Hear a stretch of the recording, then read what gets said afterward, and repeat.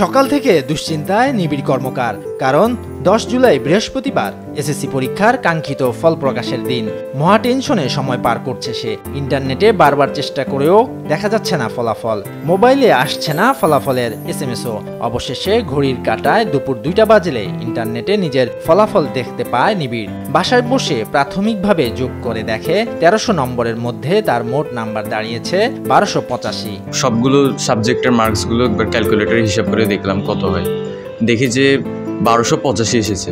আমি সেই রেজাল্ট দেখে অত্যন্ত খুশি হয়েছিলাম। প্রথমে সৃষ্টিকর্তাকে এটার প্রতি ধন্যবাদ জানাই যে সৃষ্টিকর্তার আশীর্বাদ যদি না থাকতো তো এই রেজাল্টের চিন্তা তো আমি করতেই পারতাম না। টেক্সট বুক পড়াশোনা করতাম, টেক্সট বুকের প্রতিটি লাইন বাই লাইন আমি পড়াশোনা করেছি। 24 ঘন্টার মধ্যে আমি 8-9 ঘন্টাই পড়তাম, তেমন একটা বেশি সময় পড়তাম না, তবে যতটুকু সময় পড়তাম মনোযোগ দিয়ে পড়তাম। আমার কাছে ইংলিশ সাবজেক্ট একটু বোরিং লাগতো প্রথমত, পরবর্তীতে বিভিন্ন টিচারের সান্নিধ্যে এসে আমি আস্তে আস্তে ইংলিশের প্রতি একটু ইমপ্রুভমেন্ট হয়। চট্টগ্রামের নাসিরাবাদ সরকারি উচ্চ বিদ্যালয়ের বিজ্ঞান বিভাগের শিক্ষার্থী নিবিড় কর্মকার এবার চট্টগ্রাম শিক্ষা বোর্ডে ব্যতিক্রমী ফলাফলের জন্য আলোচনায় রয়েছেন। এবছর বোর্ডে 11,843 জন শিক্ষার্থী জিপিএ 5 পেলেও নিবিড়ের 1285 নম্বরের ফল সবাইকে অবাক করেছে।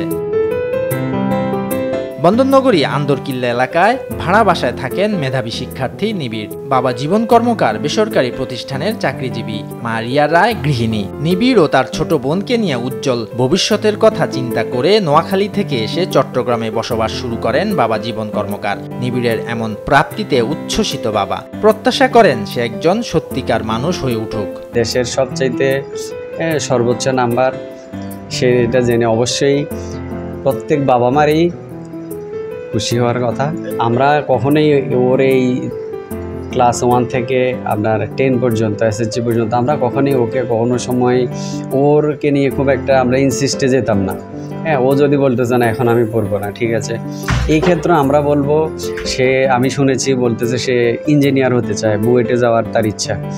যদি সে মনে করে যে সে বুয়েটে গিয়ে ইঞ্জিনিয়ারিংয়ে পড়ে সে ভালো করবে বা তার নিজের পেশাটাকে সেদিকে নিতে চায়, সেই ক্ষেত্রে আমাদের কোনো আপত্তি থাকবে না। অভিভাবক হিসেবে আমার তার কাছে প্রত্যাশা থাকবে সে যাতে একজন মানুষ হয়। শুধু এসএসসি পরীক্ষায় নয়, নিবিড় 5ম শ্রেণীতে জিপিএ 5 সহ ক্লাসে প্রথম ছিলেন বরাবরই। শুধু পাঠ্য বই নয়, সহশিক্ষা কার্যক্রমেও নিবিড় ছিল সক্রিয়।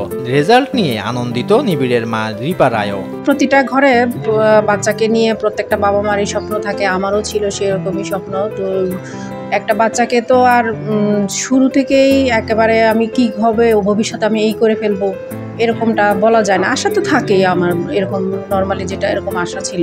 পজিটিভ সাইডেই ও বেশি আগায়, সেজন্য আমি করি না, কোনো কিছু নিয়ে পিড়াপিড়ি করি না। তো আমার মনে হয় ও যদি যায় ওইদিকে ভালোই করবে। আর একটা জিনিস, যে কোনো জিনিস আপনার ক্ষেত্রেও বলেন আমার ক্ষেত্রে বলেন, আমি যেটা পছন্দ করি ওইটা করতে দেওয়াই মনে হয় যে কোনো বাচ্চার জন্য বা ছেলের জন্য মেয়ের জন্য ভালো। নিবিড় কর্মকারের এমন সাফল্যে বিএনপির ভারপ্রাপ্ত চেয়ারম্যান তারেক রহমানের পক্ষ থেকে ফুল দিয়ে শুভেচ্ছা জানিয়েছেন স্থানীয় নেতাকর্মীরা। এই ফলকে সাফল্যের প্রথম ধাপ হিসেবে দেখছে নিবিড়। তার চোখ এখন আরো বড় স্বপ্নের দিকে। শরীয়তুল্লাহ, বৈশাখী সংবাদ।